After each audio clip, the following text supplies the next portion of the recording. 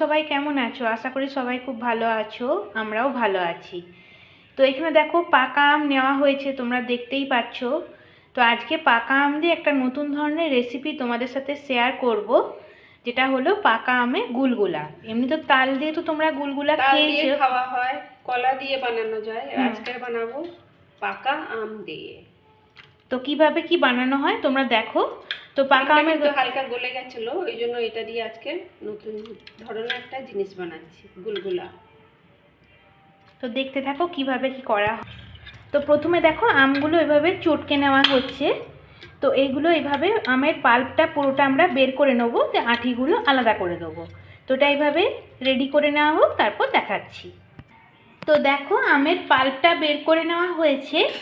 এরপর আমরা এটা পুরোপুরি পেস্ট করার জন্য মিক্সার গ্রাইন্ডারে ভালোভাবে পেস্ট করে নেব।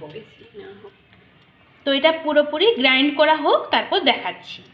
বন্ধুরা দেখো আমাদের আমের পাল্পটা কিন্তু রেডি হয়ে গেছে, খুব ভালো করে আমরা গ্রাইন্ড করে নিয়েছি। এখন একটা বাটির মধ্যে ঢেলে নেওয়া হচ্ছে। এখন দেওয়া হবে ছোট বাটির 1 বাটি আটা। দেখবো আটাটা কতটা লাগে, পরিমাণ মতন লাগে। চিনি অল্প চিনি, হ্যাঁ অল্প চিনি, যেহেতু আমে মিষ্টি আছে। হ্যাঁ মিষ্টি আছে আম, চিনি, অল্প পানমৌরি, এটা স্বাদটা ভালো হবে সেই জন্য। নুন দেব, সামান্য নুন। এখন সমস্ত উপকরণগুলো খুব ভালো করে আমরা মেখে নেব। তো দেখো আমাদের কিন্তু মাখাটা একদম রেডি হয়ে গেছে। আর আটা দেওয়ার দরকার হলো না, 1 বাটিতে হয়ে গেল।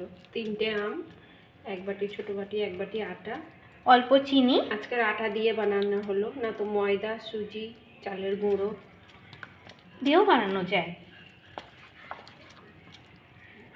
এটা খুব ভালো করে মাখা হয়ে গেছে। এরপর আমরা বড়াগুলো একে একে ভেজে নেব। তো এখানে দেখো কড়াই বসিয়ে দেওয়া হয়েছে, গ্যাস অন করে দেওয়া হবে। কড়াইয়ের মধ্যে এখন পরিমাণ মতন সাদা তেল দিয়ে দেওয়া হচ্ছে। তো তেলটা গরম হোক, তারপর তোমাদের সাথে শেয়ার করছি। বন্ধুরা দেখো আমাদের তেল গরম হয়ে গেছে। এইভাবে দিদি ছোট ছোট বলের মতন গরম তেলের মধ্যে ছেড়ে দিচ্ছে। সবগুলো আমি ভেজে নেব। তো এটা একদিক ভাজা, হ্যাঁ তারপর ভাজার পর তোমাদেরকে দেখাচ্ছি। তো বন্ধুরা দেখো আমাদের কিন্তু আমের গুলগুলা একদম রেডি হয়ে গেছে। হ্যাঁ খুব সুন্দর নরম হয়েছে। দেখো দিদি ভেঙে দেখাচ্ছে তোমাদেরকে। দেখো ভেতরটা ঠিক তালের গুলগুলা, কিন্তু বোঝা যাবে না যেটা আম দিয়ে বানানো হয়েছে। ভাজাটা তোমাদের সাথে শেয়ার করিনি, যে ভাজাটা আর কি দেখাবো। যে কোনো তেলে ভাজা তো তোমরা সবাই বাড়িতে বানাও। একবার এইভাবে রেসিপিটা ট্রাই করে দেখো, নতুন ধরনের রেসিপি। এই সময় পাকা আমের সিজন যেহেতু, অবশ্যই তোমরা বানিয়ে খাও। সন্ধ্যেবেলা স্ন্যাক্সে চায়ের সাথে খুবই ভালো লাগবে। এমনিও খেতে পারো, তবে সন্ধ্যেবেলা স্ন্যাক্সে এটা ভালো লাগে বেশি খেতে। তো আজকের রেসিপি যদি তোমাদের ভালো লেগে থাকে, তোমরা অবশ্যই কমেন্টে জানাবে।